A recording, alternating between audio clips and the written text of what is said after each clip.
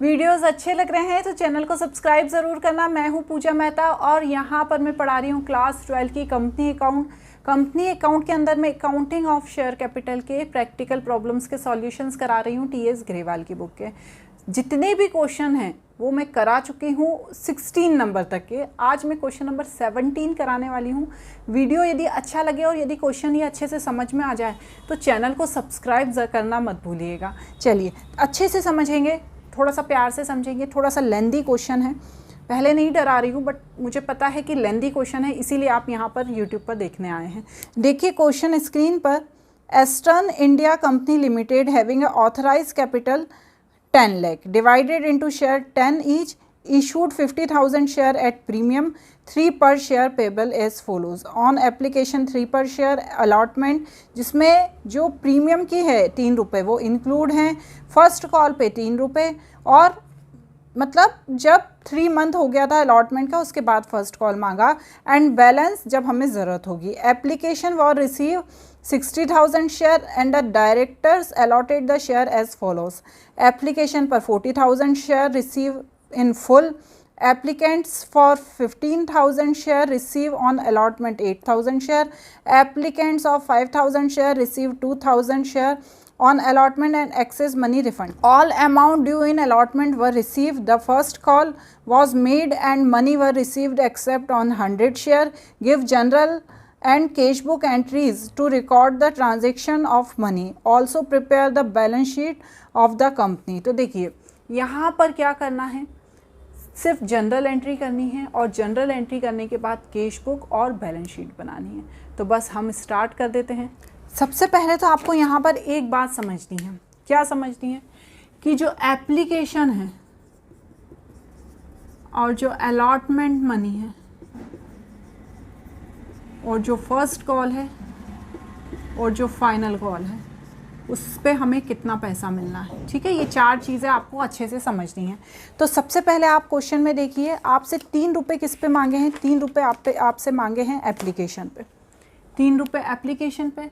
Allotment पे 5 रुपये मांगे हैं, लेकिन ब्रैकेट में लिखा है कि उसमें प्रीमियम इंक्लूड है। मतलब क्या है, अलॉटमेंट पे 2 मांगे हैं, 3 रुपये प्रीमियम के इंक्लूड हैं। फर्स्ट कॉल पे 3 रुपये मांगे हैं, ठीक है, और कितना हो गया? 2 रुपये बचा। तो ये 2 रुपये व्हेन रिक्वायर्ड, मतलब अभी मांगे नहीं हैं, जब ज़रूरत होगी तब वो मांग लेंगे। ठीक है, तो इस तरह से 10 रुपये पूरे हो गए। एप्लीकेशन पे 3, अलॉटमेंट पे 2, फर्स्ट कॉल पे 3 और फाइनल कॉल पे 2, और जो अलॉटमेंट के 5 थे उसमें 3 रुपये इंक्लूड थे प्रीमियम के, तो हम उसे 2 रुपये लेके चलेंगे। ठीक है मैडम, यहाँ तक समझ में आ गया। अब एक चीज़ और इन्होंने बताई कि इशू शेयर कितने किए थे? इशूड शेयर 50,000 और एप्लीकेशन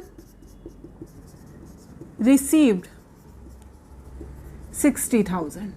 ठीक है, शेयर इशू किए थे 50,000 के और एप्लीकेशन रिसीव हो गई 60,000 की। चलिए, हाँ मैडम हमको इतना भी समझ में आ गया। अब यहाँ पर हम एक छोटी सी टेबल बनाते हैं जनरल एंट्री करने से पहले। ठीक है, उस टेबल को समझना रहेगा और उस टेबल के हिसाब से ही हम क्या करेंगे, जनरल एंट्री करेंगे। तो मैं क्या करती हूँ, टेबल यहीं पर बनाती हूँ, क्योंकि यहाँ पर हम फिर करेंगे जनरल एंट्री। तो टेबल देखते देखते हम जनरल एंट्री कर लेंगे।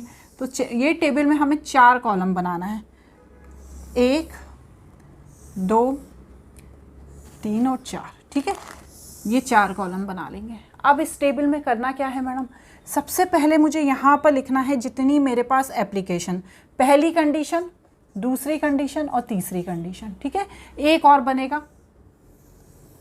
ठीक है, इसमें क्या लिखेंगे वो मैं आपको बाद में बताऊंगी। ठीक है, तो सबसे पहली कंडीशन में क्या है, एप्लीकेशन रिसीव।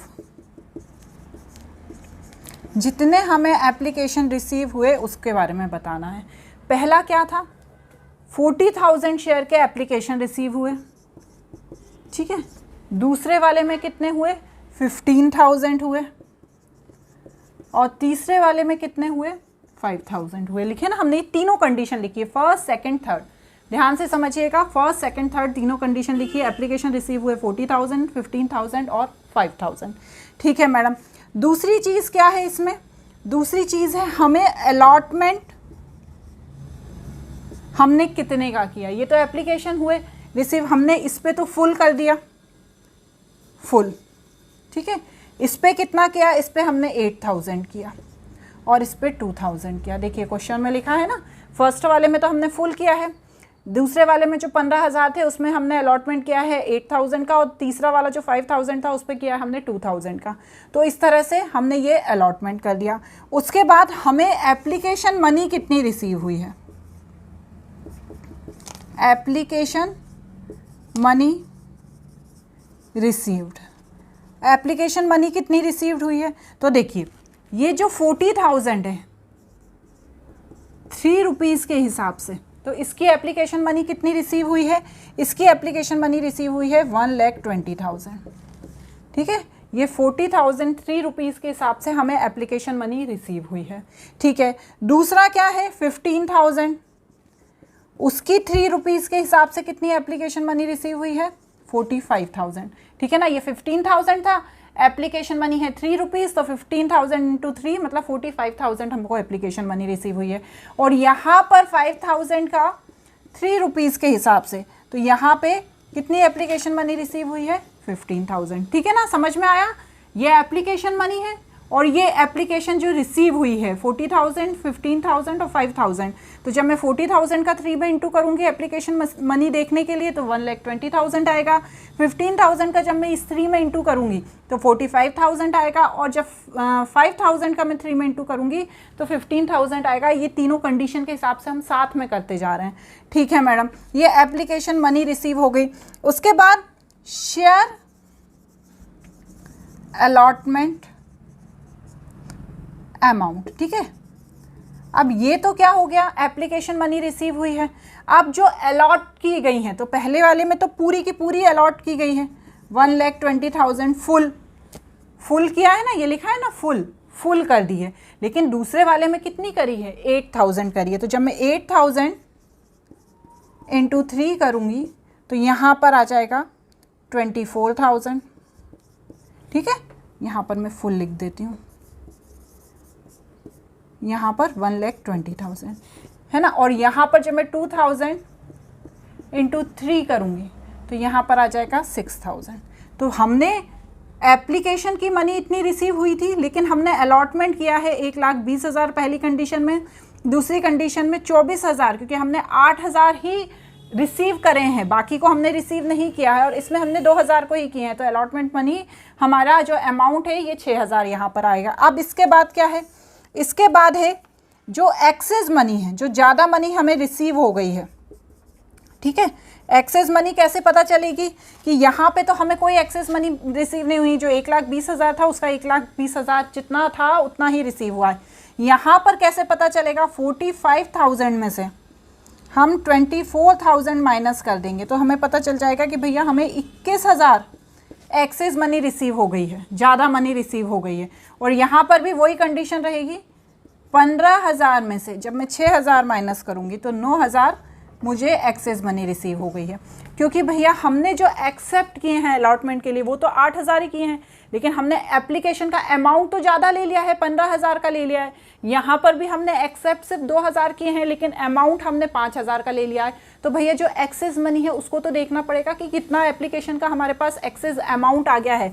तो ये 21,000 हमारे पास सेकेंड कंडीशन में ज़्यादा आ गया है, और थर्ड कंडीशन में हमारे पास 9,000 रुपये अमाउंट ज़्यादा आ गया है। अब इस एक्सेस मनी का हम क्या करेंगे, ठीक है, इस एक्सेस मनी को हम अलॉटमेंट में शिफ्ट करेंगे। ठीक है, लेकिन यहाँ से आगे बढ़ने से पहले मैं क्या करूँगी, यहाँ तक जो हमने ये सारा सॉल्यूशन किया है या पूरा कैलकुलेशन किया है उसका हम जनरल एंट्री करेंगे, फिर हम अलॉटमेंट की तरफ जाएंगे। क्योंकि यदि हम पहले अलॉटमेंट पे चले जाएंगे तो हमें ये समझ में नहीं आएगा। ठीक है, तो सबसे पहले मैं यहाँ पे क्या करूँगी, सबसे पहले मैं यहाँ पर स्टार्टिंग में ऊपर से आपको दिख रहा है ना, यहाँ से bank account debit to share application account, तो कितना हमारे पास पैसा आया 1,80,000। कितने के हिसाब से, देखिए आपने 60,000 के हिसाब से 3 रुपये एप्लीकेशन पे, तो हमारे पास टोटल अमाउंट आया 1,80,000, 60,000 इंटू 3। ठीक है, ये एप्लीकेशन मनी 3 रुपये है ना, तो हमारे पास 1,80,000 रुपये हमने एप्लीकेशन पर रिसीव किया। ठीक है, उसके बाद क्या हुआ, शेयर एप्लीकेशन अकाउंट डेबिट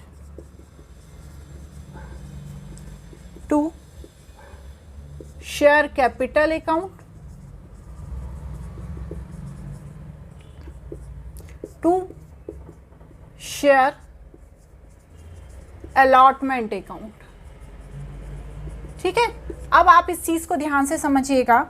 ये जो एक्सेस मनी थी यहां पर हमने क्या देखी थी, 21,000 प्लस 9,000, ये हमारे पास एक्सेस मनी थी। मतलब टोटल कितनी हमारे पास एक्सेस मनी थी, टोटल हमारे पास थी 21,000 प्लस 9,000, मतलब हमारे पास 30,000 एक्सेस मनी थी।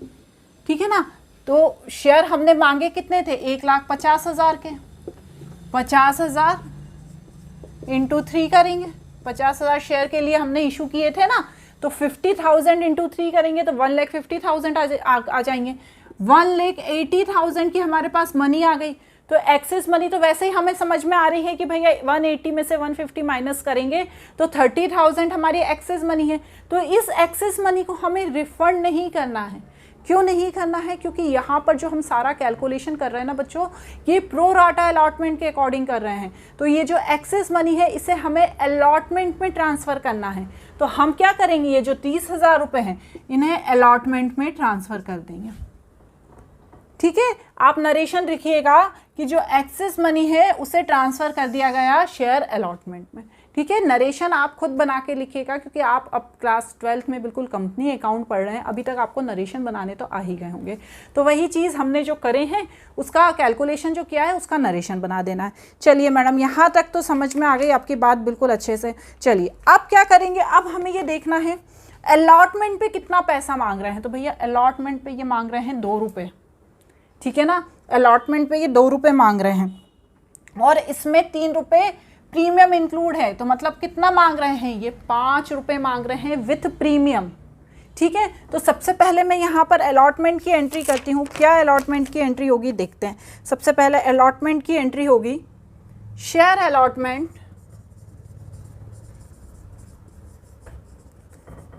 Account debit to share capital account and to share to security premium reserve account। ठीक है, अब कितना मांगा है इस पे मांगा है प्रीमियम का 3 रुपये। ठीक है, तो हम यहाँ पर 50,000 में 3 का इंटू कर देंगे तो यहाँ पर आएगा 1,50,000। ठीक है, और अलॉटमेंट पे कितना मांगा है, 50,000 में 5 विथ प्रीमियम, तो 1,15,000 इंटू 5 करेंगे तो 2,50,000। और कैपिटल अकाउंट में कितना चला जाएगा, 1 लाख चला जाएगा। तो ये किसकी एंट्री हो गई, ये एंट्री हो गई हमारी अलॉटमेंट की। चलिए मैडम, यहाँ तक तो ठीक है। अब लेकिन हमारे को अलॉटमेंट पे पैसा रिसीव कितना होगा, bank account debit to share allotment account.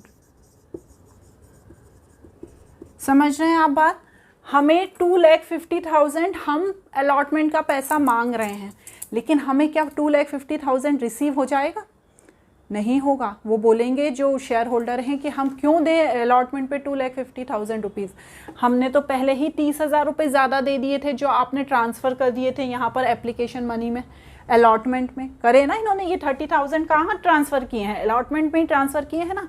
तो अब जो हमें मनी रिसीव होगी 2,50,000 में से 30,000 माइनस करके 2,20,000 हमें मनी रिसीव होगी। वो लोग 30,000 रुपये जो उन्होंने एप्लीकेशन पे एक्सेस दे दिए थे वो ज़्यादा नहीं देंगे। तो बस इसी चीज़ का मुझे क्या करना है, यहाँ पर कैलकुलेशन करके टेबल में आपको एक बार और बता देती हूँ कि 40,000 पे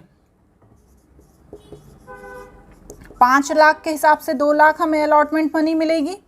8,000 के 5 के हिसाब से 40,000 हमें अलॉटमेंट मनी मिली थी। और 2,000 के 5 रुपये के हिसाब से 10,000 रुपये हमने अलॉटमेंट मनी मांगी है। ठीक है ना, तो हमने क्या क्या मांगा है अलॉटमेंट पे, भैया कि जो 40,000 है पहली कंडीशन में, उसमें तुम हमें विथ प्रीमियम 5 रुपये दो, 2 लाख रुपए दो। 8,000, ये जो 8,000 है उस पर हमें 5 रुपये दो, और जो ये 2,000 है इस पर हमें 5 रुपये दो। तो टोटल हमने कितने मांगे, उनसे टोटल हमने मांगे 2,50,000। लेकिन वो हमें देंगे कितने, अलॉटमेंट मनी रिसीव, वही कंडीशन है जो अभी मैंने बताई, उसी को मैं यहाँ टेबल में बता रही हूँ। कितनी अलॉटमेंट मनी रिसीव होगी, ये तो पूरी 2 लाख दे देंगे। यहाँ पे ये जो 40,000 है उसमें से इन्होंने पहले 21,000 दे दिए हैं। एक्सेस अमाउंट लिखा है ना मैंने यहाँ पर, देखिए एक्सेस अमाउंट 21,000, सेकेंड कंडीशन में 9,000, तो ये 40,000 में से जो एक्सेस अमाउंट है 21,000 वो माइनस कर देंगे, तो यहाँ पर आ जाएगा 19,000, और यहाँ पर 9,000 में से ये 10,000 माइनस कर देंगे तो आ जाएगा 1,000। ठीक है, तो अब अभी हमारे पास कितना पैसा आना चाहिए, हमारे पास आना चाहिए 2,20,000। वही चीज़ मैंने यहाँ करके बताई थी, वही चीज़ मैंने टेबल में करके बताई है कि जो एक्सेस मनी है अब हम अलॉटमेंट पे नहीं लेंगे। ठीक है ना, अब हम अलॉटमेंट पे एक्सेस मनी नहीं लेंगे। अब क्या करेंगे, अब हम फर्स्ट कॉल पे आ जाएंगे। तो फर्स्ट कॉल पे क्या है, share first call account debit to share capital account 1,50,000। 1,50,000 क्यों, क्योंकि 3 रुपये मांगे हैं ना, 50,000 के 3 रुपये, तो 1,50,000। लेकिन इनके कुछ 100 शेयर हैं, ठीक है ना, कुछ 100 शेयर हैं जिनकी इन्हें फाइनल कॉल की, फर्स्ट कॉल की मनी रिसीव नहीं हुई है। ठीक है, तो bank account debit call in arrear, जो पैसा नहीं रिसीव हुआ है उसके लिए लिखते हैं call in arrear account debit, जो 100 कॉल का पैसा नहीं मिलेगा ना, to share first call account. ठीक है, तो कॉल इन एरियर 100 का 3 रुपये के हिसाब से कितना नहीं मिला इनको, 300 नहीं मिला, और इनको मिलना कितना चाहिए था, 50,000 का 3 रुपये के हिसाब से 1,50,000 मिलना चाहिए था, 300 नहीं मिला। तो यहाँ पर जब हम माइनस करेंगे तो आएगा 1,49,700। इतना पैसा मिला है और 300 रुपये चल के आ रहे हैं, कॉल इन एरियर हो रहे हैं। तो इस तरह से ये जनरल एंट्री होगी। फाइनल कॉल की एंट्री अभी इसलिए नहीं होगी क्योंकि अभी मांगे नहीं है, इसमें लिखा है व्हेन रिक्वायर्ड। ठीक है, तो ये एंट्री होगी। आई होप आपको अच्छे से समझ में आ गया हो, इसे आप अच्छे से नोट कर लिए। कोई भी डाउट होता है ना तो मुझे कमेंट बॉक्स में पूछ लेना किसी भी चीज़ को लेके, तो मैं आपको उसको समझा दूंगी। इसे नोट करिए। इसके बाद बनाएंगे हम कैश बुक। कैश बुक कैसे बनाएंगे, ये जो टेबल है इसे मैं क्लीन कर देती हूँ, तो आप जनरल एंट्री के थ्रू हम कैश बुक बनाएंगे। इसे आपने नोट कर लिया, ऐसे टेबल से ही आप करिएगा तो आपको बहुत अच्छे से समझ में आ जाएगा। एग्जाम में भी यदि ये क्वेश्चन आता है तो टेबल बना के ही एक्सप्लेन कीजिएगा।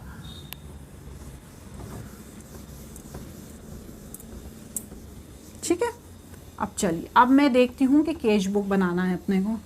सबसे पहले कैश बुक में क्या लिखेंगे, ऊपर कैश बुक आपको फॉर्मेट तो आता ही है, बहुत सिंपल सी कैश बुक है। ऐसे 4 कॉलम बना लो।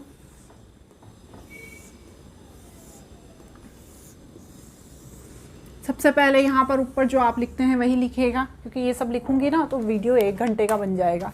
ठीक है, सबसे पहले शेयर एप्लीकेशन, फिर अलॉटमेंट, और फिर first call, share first call. बस एप्लीकेशन की कितनी मनी होगी, जितनी आई है, पैसा जितना आता है ना उसको लिखते हैं। ठीक है, 1,80,000 आया, फिर कितना आया, फिर 2,20,000, जो बैंक वाली जितनी भी एंट्रीज है ना उसका अमाउंट यहाँ पे लिख देना, 2,20,000। और फिर तीसरा क्या है, 1,49,700। ठीक है ना, ये बैंक वाला अमाउंट है ना, जो बैंक का वाला, ये सारा अमाउंट आपको कैश बुक में लिखना। ठीक है ना, है तो पैसा ही ना, चाहे बैंक में हो चाहे कैश में हो। ठीक है, तो इस तरह से यहाँ पर एंट्री होगी। आप इसको क्या करेंगे, प्लस कर देंगे, 5,49,700 बाय बैलेंस कैरिड डाउन, 5,49,700 और 5,49,700। अब इसको बनाने के बाद हमको बनानी है क्या, बैलेंस शीट। तो चलिए, बैलेंस शीट का क्या होता है, सिंपल सा उसका भी फॉर्मेट होता है। पर हम क्या सीख रहे हैं यहाँ पर, बैलेंस शीट में हमको सिर्फ 2 चीज़ बनानी है, 3 चीज़ लिखनी है। क्या लिखनी है, इक्विटी एंड लायबिलिटीज़ फर्स्ट क्या है, शेयर होल्डर फंड, और फिर क्या है, एक शेयर कैपिटल। ठीक है ना। अब जो अमाउंट है वो कौन सा आएगा, उसके लिए हमें क्या बनाना होगा, उसके लिए हमें बनाना होगा नोट ऑफ अकाउंट। ठीक है, नोट ऑफ अकाउंट अभी हमने बैलेंस शीट के तो क्वेश्चन कर ही लिए हैं। कैसे बनता है नोट ऑफ अकाउंट, सबसे पहले मैं क्या लिखूंगी यहाँ पर, सबसे पहले मैं लिखूंगी ऑथराइज कैपिटल। ऑथराइज कैपिटल कितनी है भैया, ऑथराइज कैपिटल देखिए आप क्वेश्चन में, ऑथराइज कैपिटल है 1 lakh share at the rate 10 rupees each. ठीक है, तो कितनी हो गई, 10 लाख। ये हो गई हमारी ऑथराइज कैपिटल, इसको हमने बंद कर दिया। फिर दूसरी है इशूड कैपिटल। ठीक है, आप एग्जाम में क्या कीजिएगा, 2 कलर रख लीजिएगा पेन के, एक ब्लैक एंड ब्लू। जो हेडिंग है ऑथराइज कैपिटल की, इशूड कैपिटल की, इसे ब्लैक से डालिएगा, बीच में आप फिर ब्लू से लिख लीजिएगा, तो उससे क्या होगा, देखने में अच्छा लगेगा। 50,000 share at the rate 10 each, तो कितने इशू करें, 5 लाख। चलिए ठीक है, इसको भी बंद कर दिया। अब क्या है, subscribe capital. Subscribe capital, subscribe and fully paid, पहले ये लिखते हैं, लेकिन यहाँ पर कोई भी कैपिटल ऐसी नहीं है जो फुली पेड है, तो मुझे यहाँ पर लिखना है subscribe but not fully paid. आप लिख के उस पर डैश लगा के छोड़ सकते हैं, और फिर ये लिखेगा नॉट फुली पेड। ठीक है, तो सबसे पहले मैं यहाँ पर क्या लिखूँगी, 50,000 शेयर ₹10 ईच। अब यहाँ पर एक चीज़ ध्यान रखने वाली है, हमने जब बैलेंस शीट का फॉर्मेट बनाना सीखा था तो हमने एक चीज़ देखी थी, इसमें ब्रैकेट में लिखा था होता है कॉल्ड अप, मतलब जितना पैसा मांगा गया है उसी को शो करना है। तो आपने देखा जो हमने फाइनल कॉल का था वो अभी पैसा मांगा ही नहीं है उन्होंने, तो उसको हमें शो नहीं करना है। जितनी कॉल्ड अप मनी है, कॉल्ड अप मनी जितनी कॉल्ड अप मनी थी, तो यहाँ पे कितनी है called up money, 8 rupees each. ठीक है, अभी 2 रुपये नहीं मांगा है, तो मैं यहाँ पर क्या करूँगी, 50,000 में 8 का इंटू कर दूँगी, तो यहाँ पर मेरा कितना आ गया, 4 लाख। अब इसमें एक चीज़ क्या है, कॉल इन एरियर, जो आए नहीं है 100 शेयर्स के, तो माइनस करना पड़ेगा कॉल इन एरियर, कितने, 300 रुपीज़। जब 4 लाख में से 300 रुपीज़ माइनस कर दूँगी तो यहाँ पर आएगा 399,700, और आखिरी में लिखेंगे सिक्योरिटी प्रीमियम। ठीक है, आपके जो पेज होंगे वो बहुत बड़े बड़े होंगे, उसमें बहुत स्पेस होगी, तो जितना बड़ा क्वेश्चन कर सकते हैं उतना बड़ा क्वेश्चन करना। अच्छा बढ़िया सुंदर से फॉर्मेट बनाइएगा, सुंदर से तरीके से क्वेश्चन कीजिएगा, पर्टिकुलर लिखिएगा, नरेशन लिखिएगा, लेकिन ये सारे काम आपको थोड़ी सी स्पीड में करने होंगे, धीरे से नहीं करने हैं कि एक ही क्वेश्चन में आपने 15 मिनट 20 मिनट लगा दिया, आपके पास बहुत लिमिटेड टाइम होता है, तो आपको थोड़ा सा स्पीड में वर्क करना पड़ेगा। यहाँ तो मुझे आपको समझाना भी है, तो मुझे थोड़ा सा टाइम लग रहा है, तो यहाँ पर आ जाएगा 1,50,000, और जब हम टोटल करेंगे तो हमारा यहाँ पर क्या अमाउंट आएगा, 549,700। और नोट 1, ये नोट है ना, तो ये 1 वाला है, यदि हो सकता है तो और भी नोट हो, तो यहाँ पर नोट 1 डाल के 549,700 कर देंगे। ठीक है ना, एक बार मैं इसको प्लस करके देख लेती हूँ, 399,700 प्लस 1,50,000, तो 549,700। ठीक है, इस तरह से मैंने पूरी कोशिश की है कि आपको क्वेश्चन अच्छे से समझ में आ जाए। कोई भी डाउट है तो मुझे इससे कमेंट बॉक्स में ज़रूर पूछना। Thank you.